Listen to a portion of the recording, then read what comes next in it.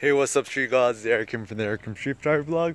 So another random idea and thought I want to share with you is essentially the importance of photographing your loved ones. So I think the sad thing in photography is that often we spend too much time and efforts photographing, strangers, photographing exotic people when they're traveling. And my friend Josh White came up with this interesting idea. He said, why is it that we use our $5,000 cameras to photograph strangers and people we don't even know or really care about, but we just take photos of our loved ones on our iPhones? And not to say that the iPhone or a phone camera is a bad camera, but essentially I think the point which is interesting is we should photograph our loved ones more artistically and more thoughtfully than we photograph strangers or photograph people we don't really care about. So I think this is my theory. So ever since National Geographic and Time Magazine and Magnum, essentially the photos we see of worth and of our artistic value in the world are generally war photography, reportage photography, or photos of exotic places and peoples. And the concept of photographing your loved ones and making artistic photos of your loved ones is kind of a concept that's actually not really considered or mainstream yet.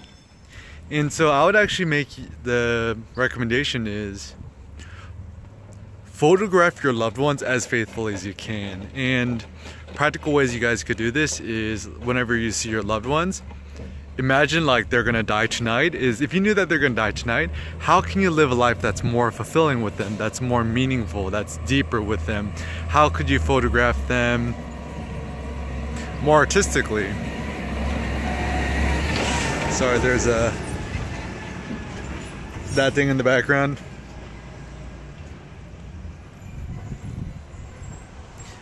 And I think that's actually probably one of the best ways to live your life and make photos is essentially to memento mori, is remember that you and your loved ones all are eventually going to die.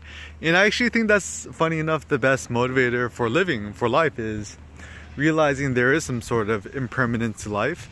And that's actually what makes life so beautiful, and that's what makes life worth living. I think if you play a video game and you have unlimited lives, it's actually not that fun because there's not really a fear of death. Whereas if you're if you're playing a video game where you only have a limited amount of lives, then you work really hard to make sure you do not die, and you can stretch out that quarter at the arcade machine as long as you possibly can. And so the same thing in life is, if for some reason we knew that we'll live, I don't know, 5,000 years, or we knew that we could live infinitely forever, I don't know, I just don't think life would be so worth it. It wouldn't be so fun, because whenever we have too much of anything, we tend to squander it. So for example, if you go to an all-you-can-eat buffet, you're not really going to appreciate the food because it's unlimited, and then you always end up overeating, and then you just feel horrible with yourself. And actually, this is the reason why I don't like Netflix and YouTube, is that like it's a never-ending pasta bowl, and you just end up overeating and over consuming other media, and you just end up